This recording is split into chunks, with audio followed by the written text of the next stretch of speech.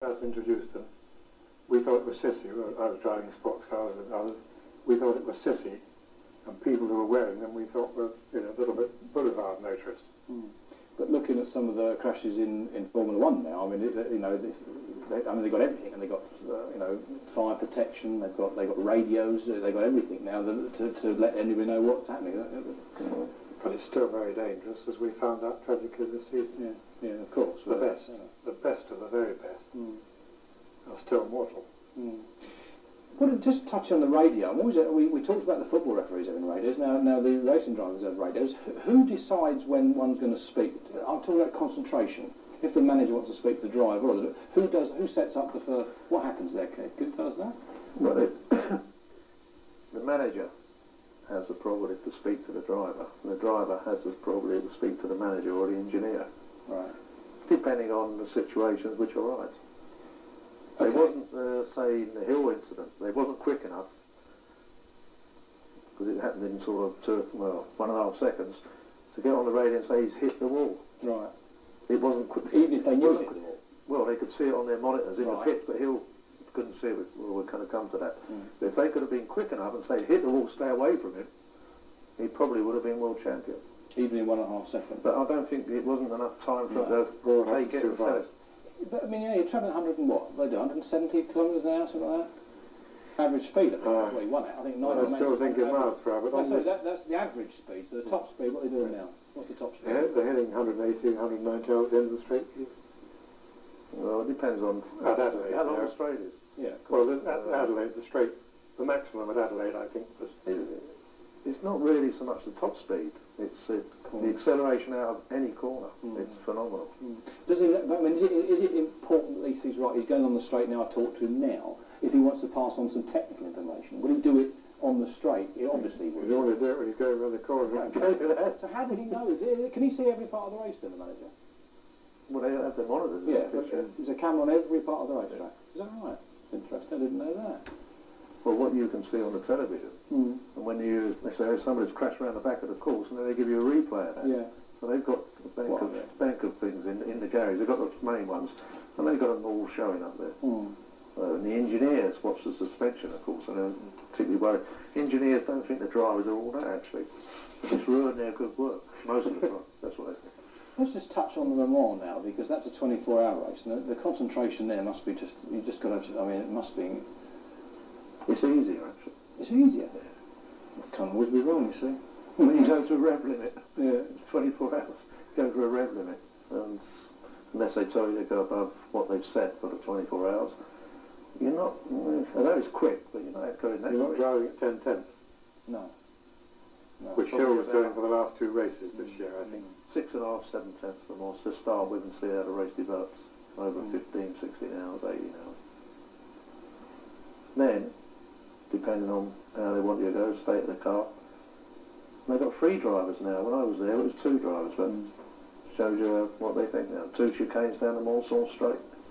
Can't do 230, 250 miles going down there anymore with the 2 chicanes in it. Right. They're all technology. I couldn't drive them now, by the way. I can't work computers, and you've got to be a computer expert in the cockpit. Often possible for me to drive them now.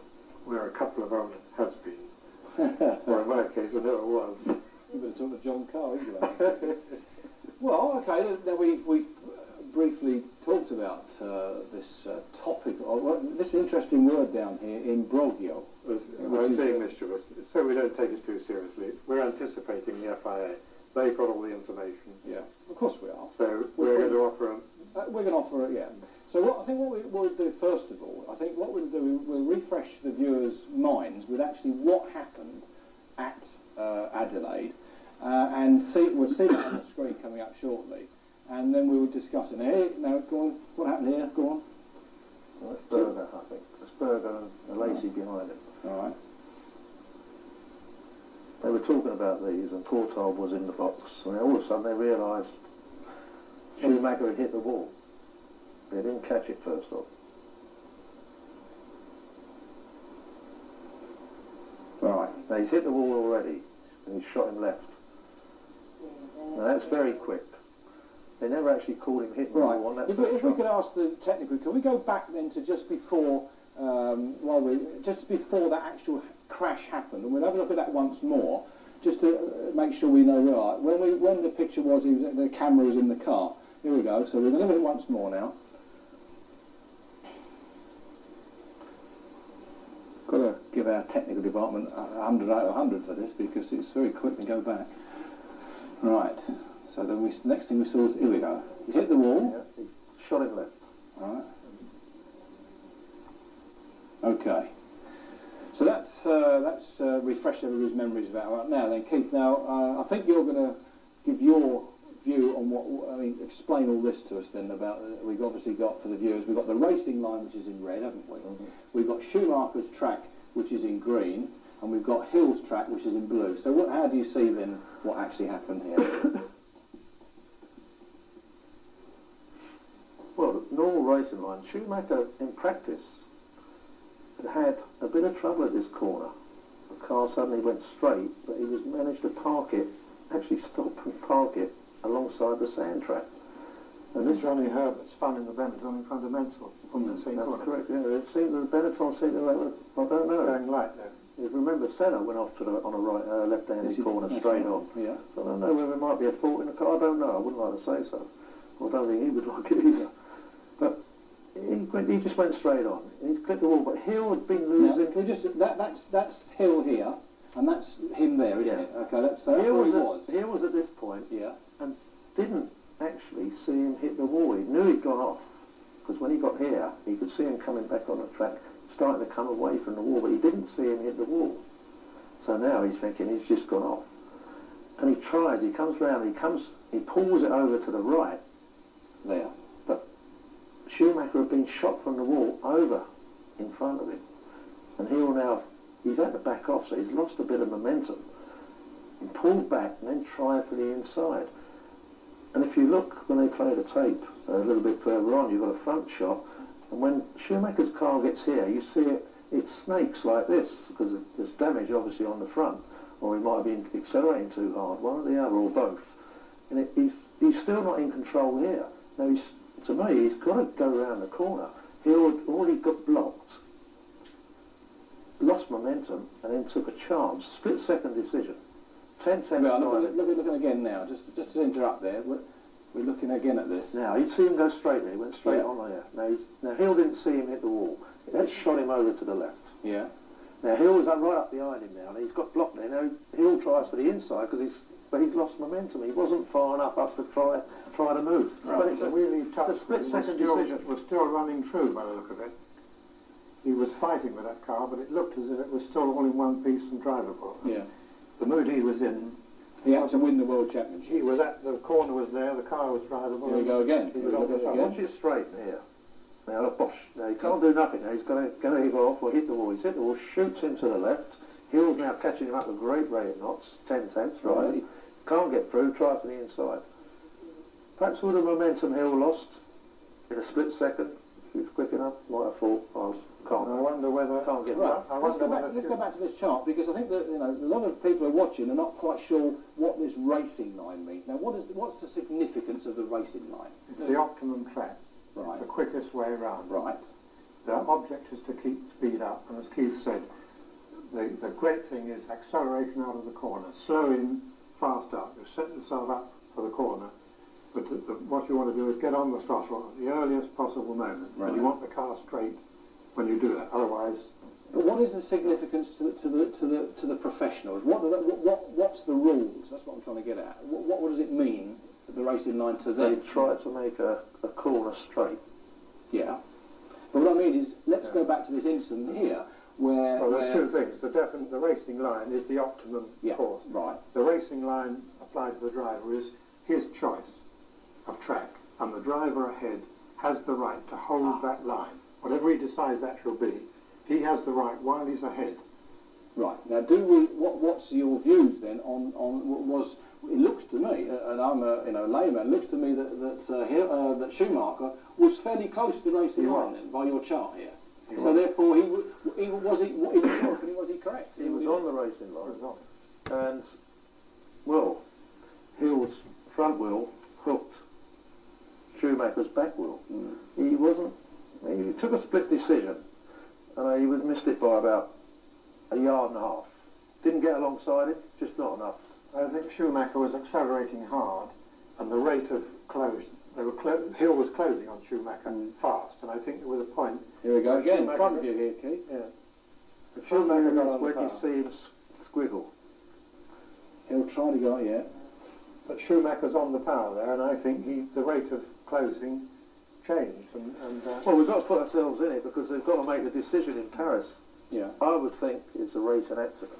I'm not going to say Schumacher would want to make it easy for him because he's just had an accident, but I think it's a racing accident. When we heard the commentary, I think George Harrison, I'm assuming it was the musician, the Beatle, he said something to the fact that Schumacher has deliberately driven into Hill.